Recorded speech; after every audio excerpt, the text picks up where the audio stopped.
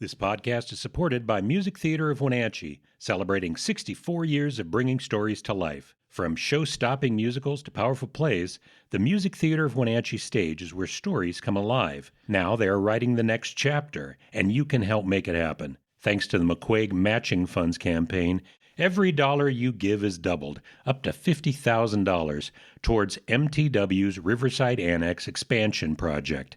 To support the next act of community theater in Wenatchee, visit annex.mtow.org and donate today. Opening night club. We're not opening a nightclub. It's the opening night club. We can't wait to watch an opening night show, because on opening night we always go with our opening night club. Opening night club. Welcome to the Opening Night Club. This is the podcast where we talk about and discuss local theater in Central Washington. And I'm your host, Kevin McKee. With me today is actor, producer, power behind the throne, and my friend, Christy Shearer. Hello, Christy. Hello, how are you? I'm doing very well. Good. So, Christy, you are executive director of Leavenworth Summer Theater. I am. And you've been doing that for how long? This is my 4th season, so starting to plan 5th and 6th seasons now. I realize on this podcast, we've got a very small section of people that could possibly be listening to it. Right. It's very insider theater for a very small area Hello, of friends. the state. I think I probably know everyone who listens to this. So I don't know that we need to explain Leavenworth Summer Theater to people. I can if you want, just in case. Give us the quick overview of Leavenworth Summer Theater. So we're a regional professional theater. So folks who work for us, whether they're actors or technicians or musicians, they're all paid, which is great. Although I would imagine, half of the folks that are doing it are not doing it for the money. They're doing it for the joy. And we have really full audiences and we do really fun productions and we have really talented folks who work with us. And so it's just a real, it's a gift to be able to work with such a robust program. Do we call LST summer stock? Yeah, we're summer stock. Okay. Yeah, and we work in rep. So, rep meaning we open a show and we do that all summer and then we open another one and we do it the rest of the summer and then we open another one. So we're rotating. I just posted our August calendar and you can see you could go see 3 shows in 2 days if you want, now that we're doing matinees. So, and our actors somehow keep all that in their heads. I mean, you've done it before. You've been on the LST stage many times and directed for us. So you know how that all works. It's a really great, fun, robust adventure every summer. I love the program. We've been doing this for a while. So I knew you initially as actor. Yeah. Right? Yeah, my first show in Wenatchee was with you at Drowsy Chaperone. Yes. Yeah. That's right. Yes. That was really fun. I worked at Chelan PUD back then. Yeah. And the Playhouse was in the parking lot. Mm-hmm. And I saw a sign and I was like, I used to do some stuff like that in high school. And that was your first? Yeah, I hadn't done anything. So I was a vocal performance major out of college. Yeah. Went on scholarship and quickly realized that music theory made my brain bleed. I was not that talented. I was not going to be able to do that for a living. So changed my major to English, which is where all the money is, right? Actually wrote my thesis on Shakespeare. Really? So, yeah, there was something always in there. I came out of the Wenatchee High School program. So worked with Dan Jackson and did musicals and choir and all that fun stuff. So I think so many of us came through those programs and now we get to give back, which is really great. But I feel like that glimmer, we talk about there's something in the water here, but it's also a lot of hard work that has happened for decades and decades. I talk to people who come from outside the area and they are kind of amazed that we have this much theater and performing arts in this town. We're so fortunate. We are. And honestly, I think it's one of the reasons we could do a podcast like this in a city this size is because there is so much going on and we can talk. There's a lot of things that we can talk about. I mean, there's so much to go see that you have to choose. Mm-hmm. It's not like The Thing is happening this weekend. Yeah. I've got 2 or 3 things to choose from. That's really cool. Really fun. Yeah. We've had 2 opening nights. We're not even talking about having multiple weekends of the same show. These are opening nights. These are brand new shows. Yeah. That's kind of amazing. Super fun. Yeah. So have you acted in LST? Were you a nun? I was a nun once. So I auditioned for Drowsy Chaperone literally on a lark. Like the building's right there. I'll go after work kind of thing and audition. I knew Bonnie Van Hoven and I'd reached out to Bonnie and said like, how does this work? What do we do? And she was like, you just show up and sing. And I'm like, I can do that. Okay. So I show up in like a sweater and jeans. And the first thing they do is like, we're going to dance. I'm not a dancer. My brains are not connected to my toes in any way, shape or form. You and I ended up dancing together on the front of the stage in that show, like that really fast, speedy thing. And that was such a fun show. I was just, for Dana to trust me and include me in that cast, it was like, I felt like I was with theater royalty. I was like all these people that were just these veterans, seriously, I could name them all off. Everybody would know all of their names. So it was really, really fun. And I learned so much. And then from there, just sort of like immersed myself and just started doing everything I could with MTW. Well, and you also started producing. Yes, eventually I went to the other side, and I've never made my way back on stage, which maybe is okay. I definitely like to organize things. Did you produce with Short Shakes? I never did. No. Oh, okay. I was, I think I was on the board when we absorbed Short Shakes, when MTW absorbed Short Shakes. It never worked out that we could do Short Shakes. Okay. But then my kids started doing theater, and we just were very involved in all, I became a theater mom. But yes, I was a nun once. That was really fun. And so I did Drowsy Chaperone first, and then I was like, maybe I'll audition for this thing in Leavenworth. Yeah. No connection, no experience. And I got cast in the Nuns Quartet, which was super fun, with Susan Gupsh and Marie Carlson and Michelle Abad. Did I cast you? Oh, maybe you did. Was I directing that year? I don't know. I don't remember, Kevin. I do remember casting that quartet. Okay. Yeah. It was super fun. I must have directed you. Great. For me, I was like a young mom and worked all day. And that was a really just fun adventure for me to be able to go. And no, you didn't cast my children that year. So when we got our letters, back in the day, we got letters. We all opened our letters together and I was cast and they weren't. But my favorite story about it, my youngest was really little and I was cast as Sister Margareta and she read it on the letter and she said, "Oh, Mom, that's your favorite drink." So we kind of laughed that it's Sister Margarita, but it was really fun and it was low pressure. For me, it was just like me time, which was really special. You had 2 young kids. Yeah, it was great. Yeah. My husband was very supportive, and he still is. And my kids, since then, have been very involved in all sorts of theater. So it all turned out great. Going back to producing, where did you start doing that? Was that in the high school? No, it was at MTW. The first time I went behind the scenes was assistant directed with Dana Taves for Mary Poppins, which was super fun. And that was like the first production back at the PAC in a really long time for MTW. So that's when the Apple Blossom musical went back to the New America PAC. And it was a huge production. I mean, we brought in the crew to fly Mary and Bert. Big budget. And, there was like black market tickets going on in the lot. I mean, like it was just wild. I mean, like people were like, I can't get tickets. How do I get tickets? And, just frantic to get tickets to the show. It was sold out every night. I think Dana and I sat together and watched every performance. So like 18 performances back in the day. It was magic. And so that was the first time behind the scenes. And I helped Kelly Atwood produce that year too. Okay. So it was sort of assistant directing, assistant producing. And then just sort of naturally, just kind of who I am. It's like, I'll come in and take over. So for those of you who know me, sorry. So kind of produced since. And so produced a lot at MTW, produced a lot at Wenatchee High School once my kids got into that program. Produced at Stage Kids, lots of support that way. There we go. Yeah. So I just really, worked all day. And then, my evenings were just very busy. Yeah. Making theater, which is super fun. Well, I've been trying to figure out how do we recruit new producers. And I think some of our best producers have come out of the youth theater programs, out of Short Shakes and out of the high school, out of Stage Kids, although they've kind of have their own staff now. Yeah. I mean, you can sort of pick a producer out of a crowd. I think there are people who will just naturally like at a potluck to sort of like start putting the tables together and you know what I mean? That is an excellent observation. Or like organize the meal train for someone. I mean, there are people who just kind of want to organize things and you can sort of tell who's going to be successful at that sort of thing. Yeah. And so for me at LST now, I'm kind of which is tough. I would love to have more help that sort of way, but we run a pretty small ship. So what do you see as LST 10, 15 years from now? What's your vision for Leavenworth Summer Theater? I feel like LST is a little bit in our teenage years. We are really trying to figure out like where we're going to go to college and like what we want to be when we grow up. And we don't have a home at this point. So we still run out of a house in Leavenworth. That's our administrative office. I work at home. So I'm kind of hybrid. And we're renting a rehearsal space for the first time, which is really great. Yeah.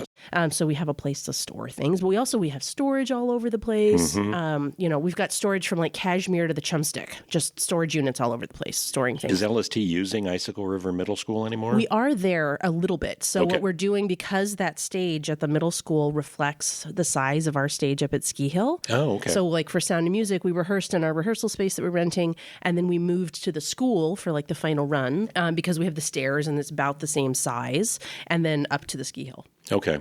Yeah. But that also means you can start earlier because you don't have to wait for the middle school to get out. Yes, it makes it a lot easier. So we were having to rent a place basically for like a few weeks and then move to the school. Yeah. So now, everything is kind of one place. We've got our dance mirrors back so we can, do the dancey stuff in there too. So looking for a home. Yeah, I feel like that is where we need to head. We need a little stability. And you're talking about administrative offices, not a home performance space. Maybe both. Oh, okay. So, we're in early talks about what that might look like. Okay. And, like I said, we run a really small ship and we pinch every penny 4 times, which I think is just theater in general. Yeah. Our business model works well with being on federal land. And but there's that risk of like, will that go away? Yeah. Like the hatchery. So we've got the Ski Hill permit through 2036, which sounds like a really long time, but also that can be kind of a blink. So, just trying to think forward a little bit, which is hard when you're also thinking in the moment, 16 hours a day, just trying to keep the, running 3 shows. Do you see LST adding another winter show or doing more than the 3 shows they're doing? Maybe, yeah. But my producer brain goes to, how do we pay for that? Who staffs that? All those sorts of things. So yes, we're actually approached about things all the time that could be done in the off season, quote unquote. Yeah. So I don't say no to a lot. I say maybe a lot. Yeah. And, how could we figure that out? I think that's another thing about theater people is everything is figure-outable. Yeah. So it's like, can we put gaff tape on that and figure that out kind of thing? Gaff tape for everything. So, yeah, I think our future is a big topic of discussion for us right now. And for us also, housing is a challenge. We have a lot of actors who move here for the summer to work with us and figuring out what that looks like. And other summer stock programs have like bunkhouses, or they're connected with universities. Is LST looking at either purchasing or securing housing, which is so hard in Leavenworth? It's so tough. Yeah, we don't want to be in the housing business. I'll speak. I'm not on the board, but my board does not want to be in the housing business. But we do need good, reliable housing for the folks who come to work with us. So every year we figure it out, and it works out okay. But it's a challenge, and it's a lot of hard work to find spots for everybody. Yeah. During casting, I go to the directors and I say, we've got this many beds, we think, in the community right now, folks that are stepping up that'll house people. And so everybody, we'll build casts that way. Sometimes it's like, who's the best at this role? And also, can we find a place for them to live? So, that's why on our audition form, it says, do you have housing? Right now, there's kind of been a change. You're saying initially it was all locals. Yeah. And now we have a lot of people coming from out of town and filling the roles. And I know the audition process, it used to be all in person, and now we're taking video auditions. Yeah. And so we have people that have never seen the town before. Yes. Which does create its own problems because we also have a lot of accepts and then they drop out. Not too many. Oh, yeah? Some, yes. Okay. Was that just me? Is that... They heard. I know. They heard, Kevin's directing. No, I got a that role, year was, I remember that. Wasn't that we just was like this cascading domino thing? And I remember. I remember that particular role. Had like 4 Liesels yes, turned me down. Yes, I remember that. Yeah. Yes, it adds a wrinkle. And really the video auditioning came out of the pandemic. We were fortunate that we were an outdoor theater, so we were able to kind of open up, earlier than everybody else. So we canceled a season and we were able to ride through that really well, which is awesome. I mean, it shows a very healthy foundation. Then we were able to do 1 show. So we did the Sound of Music. I think they just did 10 performances. Yeah. And from then on out, it was like that next season, we actually did all online. And now we've sort of... The auditions online. The auditions online. Yes, of course. Sorry. So now we do both. We do hybrid, and we really try to make it at an equitable competition, basically. So you're allowed this kind of the same amount of time online that you would be in person. But we also have people from New York come in person to the auditions. I mean, really? It's happened. Yes. So we were in the Washington Post a few years ago. We've kind of been discovered. Yes. Yes, I did that interview. Yes, it was opening night. Remember, you and I were the only people that knew that the guy was in the audience. He was like fourth row center or something. It's like, please, Laura. Remember, we had the new set, and I was like, just let's keep everything on the rails, please. It was a great show, and he interviewed you. And he was very kind. Yeah, so we couldn't have paid for a better article. I was like, we got like 3 pages in the Washington Post. Yeah. I have it framed in our rehearsal space now. Of course. But we've always brought a lot of tourists from all over the world to come see our shows. So we've been part of the conversation for a really long time. But now we do have a lot of artists that have found us as well, which is great. And auditions are very competitive.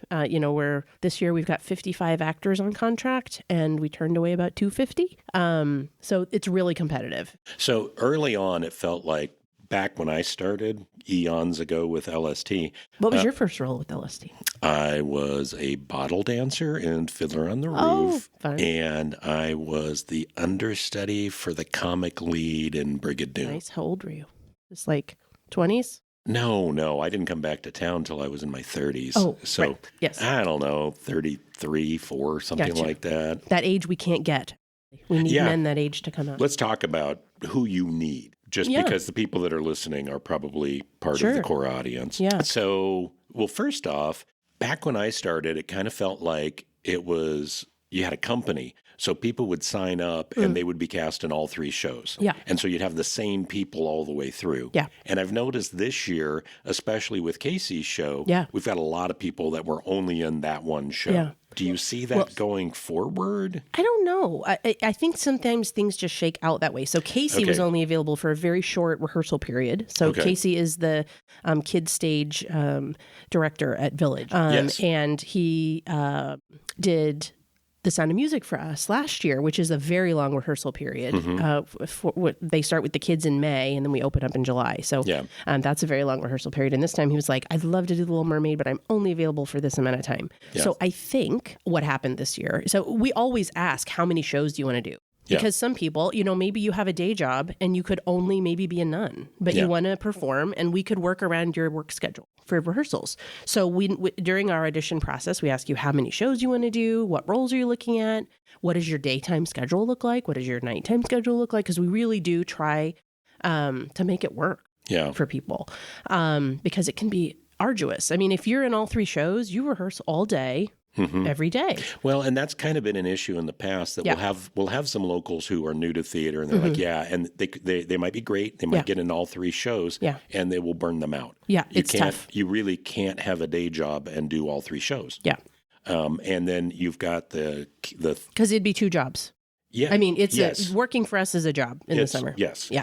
And the college kids would show up, and they're off for the summer, and they have a great time doing it. Yeah. And they're not stressed out at all because when I'm at my office job, they're out floating the river. That's right. Right? They're living their best lives. They're living their best life. So what we find is that we don't see locals doing 3 shows anymore. We've got to pull in the remote talent, which has been a lot of fun. Yeah. But it also makes it hard to and have everybody do all 3 shows. It's a meritocracy, right? So the best people get the roles for that role, and which I think is important. And we do have, we've got Susan Gupsh has been Mother Abbess for 25 of our 29 years, or Gary Hesse is back for, I think this is his 27th season. Yes. Yes. And God bless Gary. The line from Sound of Music, God bless Kurt. I always just say, thank God bless Gary. I love Gary. In The Little Mermaid. He was so good in Little Mermaid. I can't even. It is so. It gives me so much joy seeing him in The Little Mermaid every night. He's having the time of his life. Yep. And the other cast adores him in every show he's in. He's they just should. yes, he's just this like wise elder and mentors everyone. And this week he's like literally having lunch with everyone. So you make an appointment with Gary and he'll take you and have like a coffee or lunch. And he just really, really, truly loves who he works with and wants to know everyone and build relationships with people. So God bless Gary. So we do have people that will come back year after year after year. And of course, there's no guarantee in casting. We don't precast anything, although some people think we do, but we don't. And so this year we had some people who said, I can only do, I only will do The Sound of Music because I just need to be a nun and I can only arrive after 5 p.m. and we can make that work. We had a lot of people that just wanted to be Ariel. I mean, a bazillion people just wanted to be Ariel. Your Ariel is fantastic. Oh, isn't she amazing? Kalia Wentland. So much stage presence. Yes. And it's hard not to watch her as she goes around the stage because she's so joyful on stage. Yeah. She's acting with every cell of her body. Yes. And that voice is really, really epic. Yes. Watching her, and actually this happens to me every time. I don't know, the feeling of watching my children perform, not that I feel like I'm Kaylee's mom, but I do take on that role sometimes as being people's mom. That like I feel my emotions welling up in the moment. And part of that is Disney music too. Like they write it that way on purpose. But, it's like a key change, what it does to us musicians, like a key change. It's a cheap trick. And we all go, oh, that's awesome. But she's singing Part of Your World and I'm literally welling up. I can feel it coming up in my body and I just want to cry. It's just gorgeous. And she came to us the last contract she was on was at the 5th. She was the Kim understudy for Bye Bye Birdie. Really young, really talented. I think she's going to do awesome things. So we feel really fortunate. But she just auditioned for Little Mermaid, just auditioned for Ariel. Okay. So, and went through the same, everybody goes through the same process. So if you audition for us in person, you make a time slot, you do an audition. Did she audition in person? No, she auditioned via video. Okay. So, and then we do callbacks in person, right? So we do the same thing for video auditions. You audition, you send in a video, we watch a bazillion videos, our eyes are rolling back in our heads. Yeah, I remember so many that videos. process. Yes.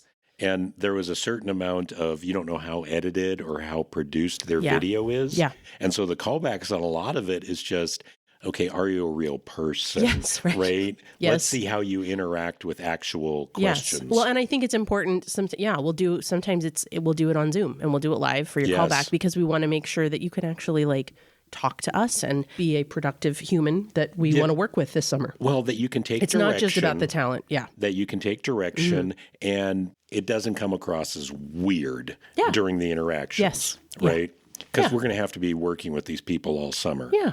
And I mean, do you remember a couple years ago we had one person we cast via video and we didn't do that. And then one day she drove to Chelan instead of Leavenworth. And it was just like, what? How many times have you done this? It was like the end of the season and called and was like, I'm in Chelan. And I'm like, how did you get to Chelan? Did you not notice? I don't know. Sometimes people are ding-dongs, but we won't name names. But it's important that the folks we're casting are also like productive humans and that they really operate as professionals. That's really important because we're all working really hard and we get really tired and we all need to give each other grace and have patience with each other. And that takes a real high degree of professionalism. Yes. But to get through July, if you're doing 3 shows, we're tired by the time we get to the end of July. So, so that's the casting process. There's a lot of stress. Also, especially, that third show, everybody's exhausted. We're trying to get the third show off the ground.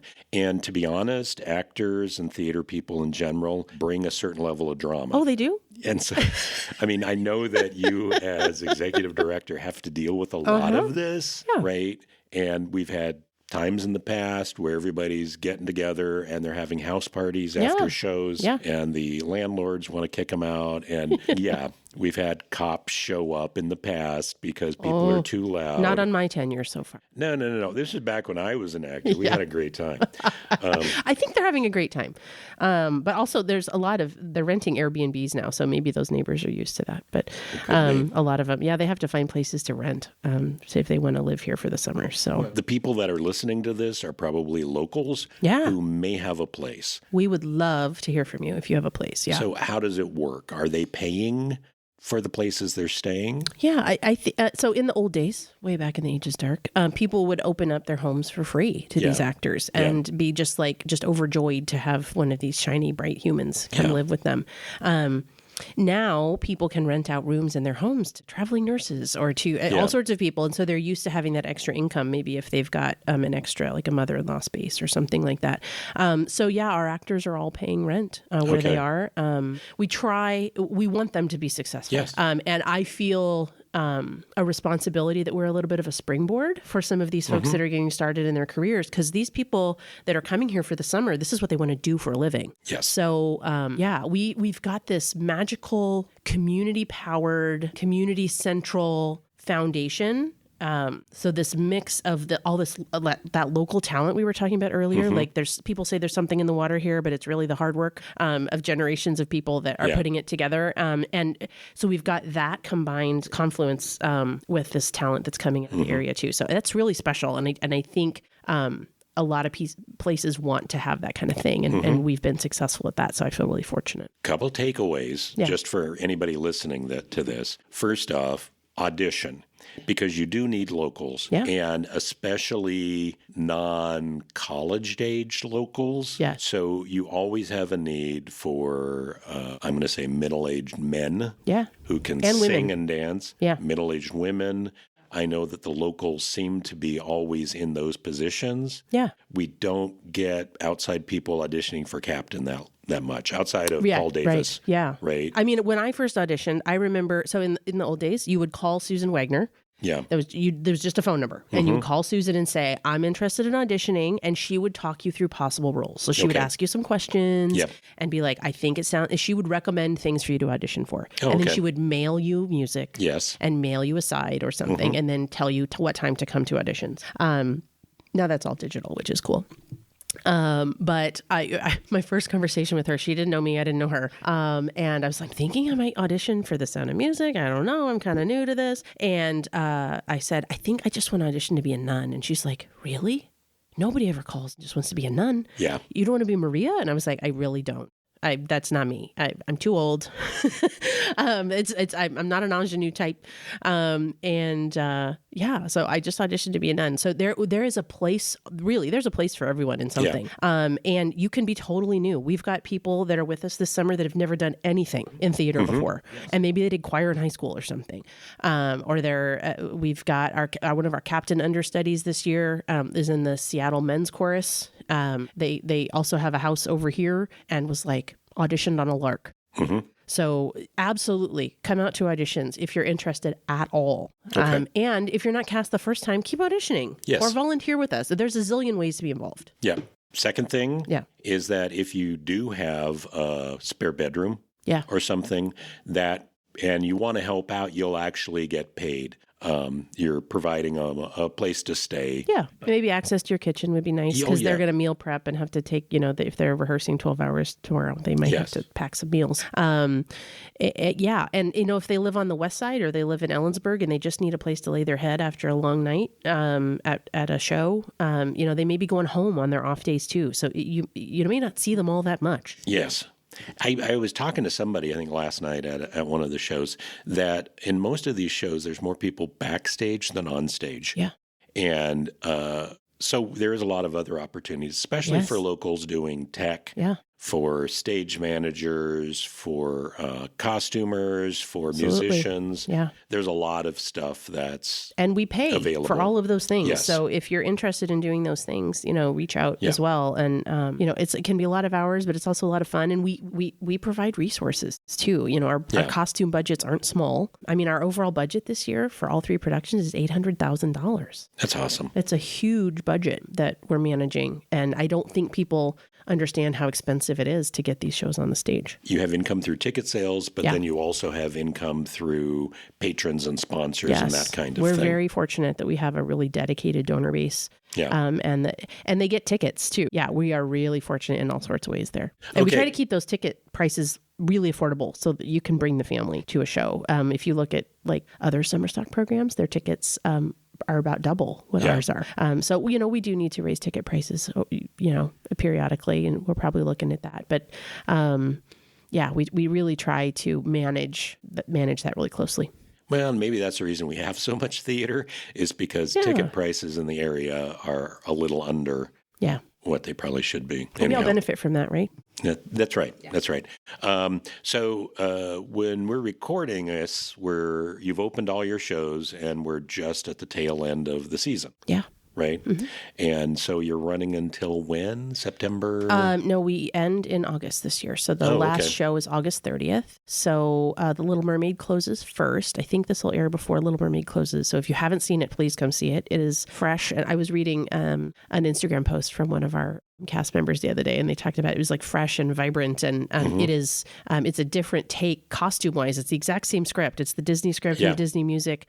But the way it's costumed, and every prop in North Central Washington is on the stage, I think. So like there is a prop table backstage, but the props are actually on the stage. Yeah. So they're just taking things off of the set to use as the props, which is, Ariel's a hoarder. So and so all of her stuff is everywhere, and King Triton has a rake from my house instead of I was going to ask if did the rake come from somebody's house? Yes. Yeah, we got a call like, do we have a rake? And I was like, I have a rake at home. So I brought my rake. My husband can't rake all summer, poor guy. That's right. Yeah. So I mean that's the cool thing about theater, right? Is it's just all hands on deck, and we're doing it for the love of it. Yeah. And I get to do that for a job. That's really cool. Yeah. It's really cool. Yeah. Okay.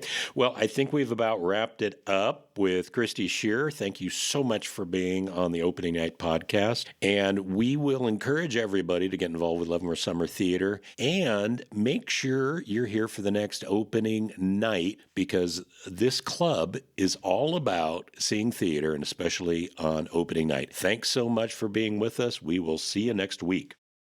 Thank you for listening to the Opening Night Club podcast. If you like what you hear, go ahead, like, subscribe, or follow our podcast on Spotify, Apple Podcasts, Amazon Music, or wherever you get your podcasts. This week, we have an opening night with the MiniQuest Tavern. There will be 2 shows on Saturday, and we will be there on Saturday night. So enjoy your week and enjoy your opening night.